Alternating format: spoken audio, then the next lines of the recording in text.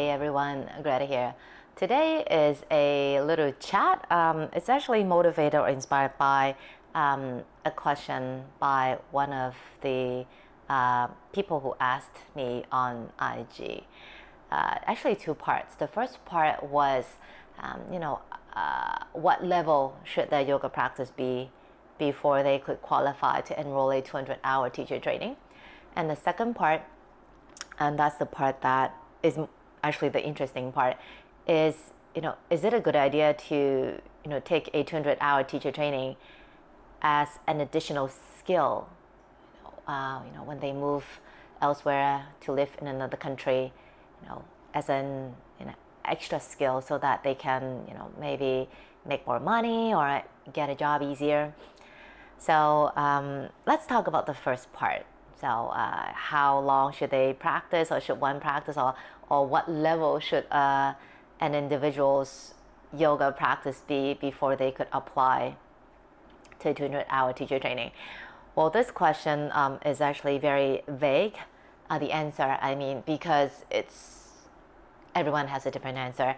I know some people who have done a 200-hour teacher training on the first day of the yoga practice, meaning the first day of the 200-hour teacher training was the first day of the yoga experience. For some other people, they took longer, maybe a year, maybe two. If you're asking me, well, when I studied yoga, when I first started yoga, it was like in the dinosaur age where there was no social media, or like Facebook just appeared. I guess, yeah, just appeared. Definitely no IG. So back then there was a lot less resources, less convenient to research on yoga, definitely less teachers around, less styles around, all those stuff. So it took me quite a while. I actually practiced yoga for 5 years before I started my first teacher training. So that was like a long time ago. Nowadays, because social media is so popular, it's so common, that it's so easy to look for yoga stuff. Pictures, videos, tutorials, videos like this, other resources like, or other contents, books, all those stuff is so much more convenient, so much easier. And also because now everything is moving on lightning speed. We have to do something by a week or by a month.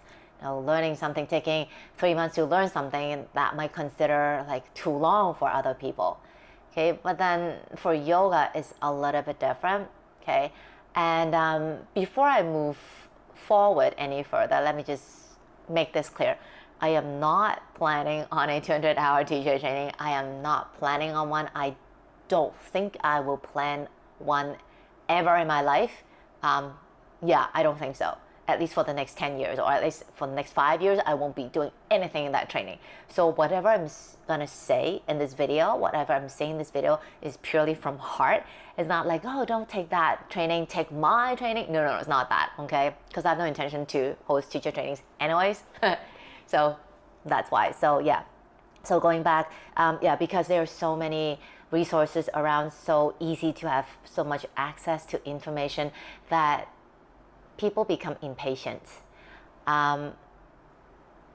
Yoga, I don't want to sound like an auntie here, but yoga is so much more than just shapes, yoga postures. We call asanas. There are actually 8 limbs in the yoga, so asanas is just one limb.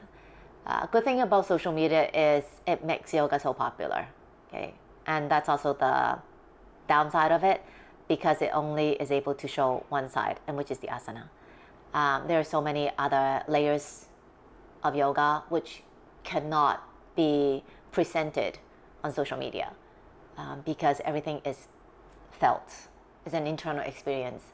So I cannot say that, okay, once you have reached, once you're able to do wheel pose, then you are qualified to do the 200-hour teacher training. No, okay? All those asanas, whatever that you can do, whatever you cannot do, they don't mean anything. They don't mean that you can, or you are qualified enough to do a teacher training, or you're not there yet. Okay, that's that's not the right mindset. That's all I could say. I know that there are a lot of great teachers that cannot do a handstand. Okay, they're so great. Okay, they're so great. They have so much other things to offer, not just balance on the hands.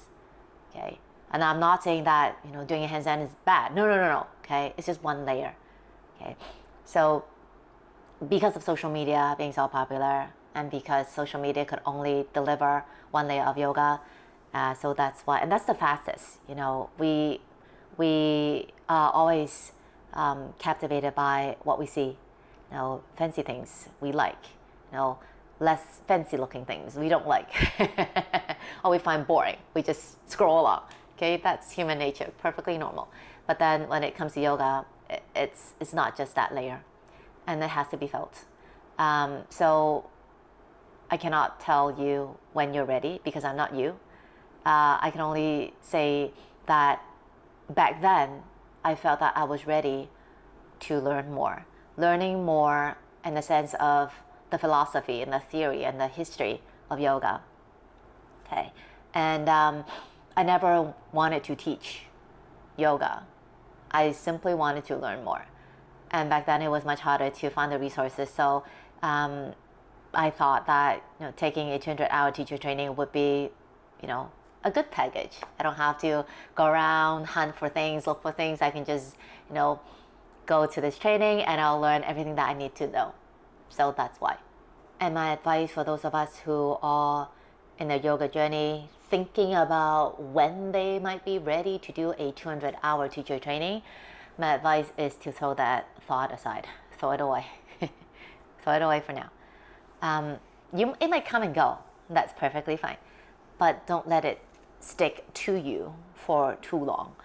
Because once that becomes your goal, you might lose the openness of your mind. You might be so focused on that intention that all those other things that might also benefit you in your yoga practice, you might not pay attention to, or you might neglect or ignore. So yoga is, again, sounding like an old auntie here, it's a practice. It's not, the practice is the thing, is the jewel, is the gem. Okay? It's not about whether or not you can do a 200-hour training. It's not about whether or not you can do a wheel pose or like behind the head or those like crazy stuff. It's about what you're doing, what you're thinking of, how you're connecting with yourself as you are on that path, or when you're doing it. It's an ing format. It's always in ing form. Okay, it's not in the future. Okay, ing in the present moment. Okay, yeah, sound like an old auntie, but I mean it works for me. That's how I approach my practice now. So, and yeah, back then when I was doing my 200-hour teacher training, I never thought about it. On day one, I never even thought about doing a teacher training. Never thought of becoming a yoga teacher. I never wanted to become a yoga teacher. Never wanted to become a teacher, period. But then here I am. So just be more open-minded to things. If that thought comes and go, great, let it come, let it go. If it decides to stay on its own and not you clinging on that thought, then that's a different story.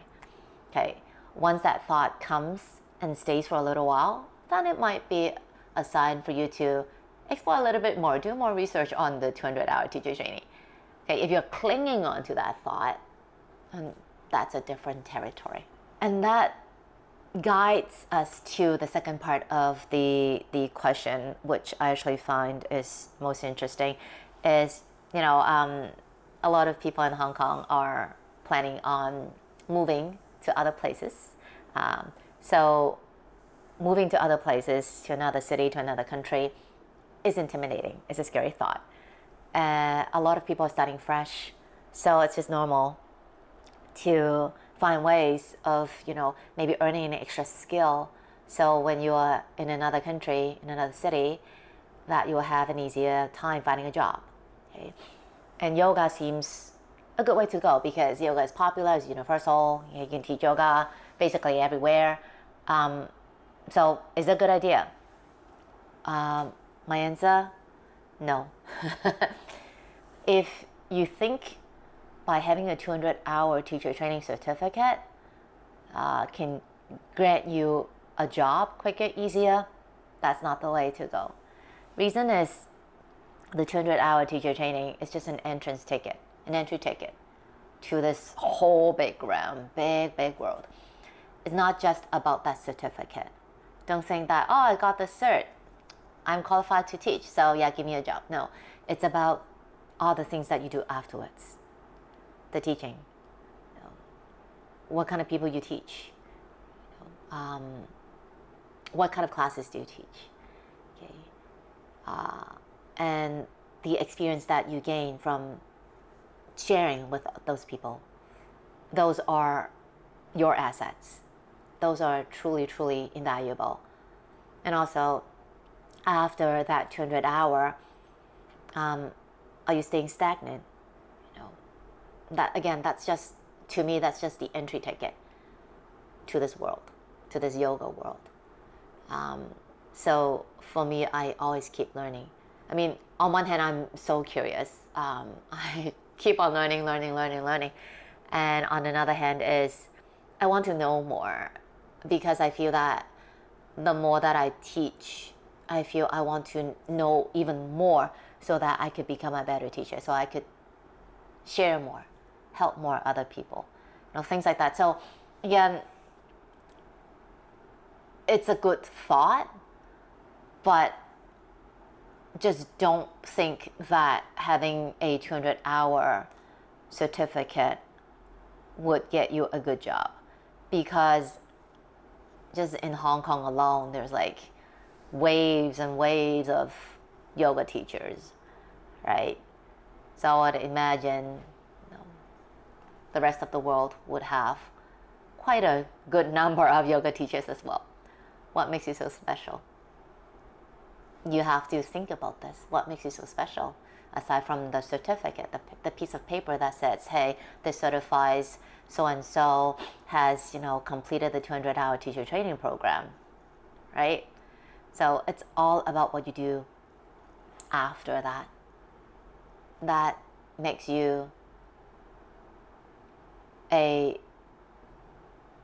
teacher that no one else could compare to you.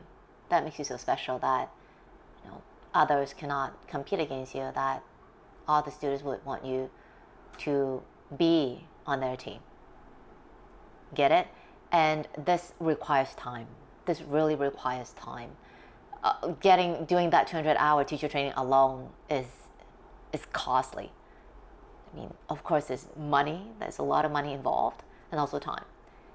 I don't care what kind of modules they break into. Some are intense 4 weeks, from 8 o'clock till 5 or 6 in the evening, and then they do it every single day, looping until 40 days, and then some are doing the weekend, stuff like that. I don't care. It's still time, energy as well. Okay, and that's just the starting point. So again, if you want to think whether being a yoga teacher would be a good career for you in the future, don't think about it. Just go with the flow. Don't think about it. Don't let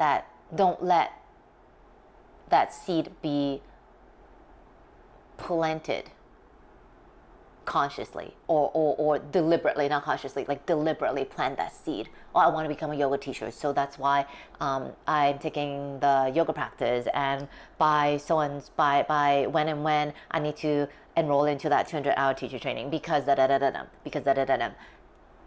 If you have that plan ahead of you, you will not enjoy yoga practice. It will become a burden to you, because you're depending on it to help you pay your bills and make a living. I mean, of course, yeah, becoming a yoga teacher, teaching yoga, is also a job. But then that was never the primary goal of doing yoga. That became kind of like a secondary thing, or something that was very unimportant in the beginning, and then slowly it becomes more and more interesting, intrigued, and then you would take a different approach on this 200-hour teacher training. So yeah, that's it. I mean, of course, I can go on and on and on and on, but I think that I should stop now before I lose a lot of audience, I lose a lot of people. So yeah, so if you're interested to know more about all these like yoga teacher trainings and all that stuff, drop me a comment or maybe just send me a message on my IG, and I'll be more than happy to share with you of what I know. All right, take it easy.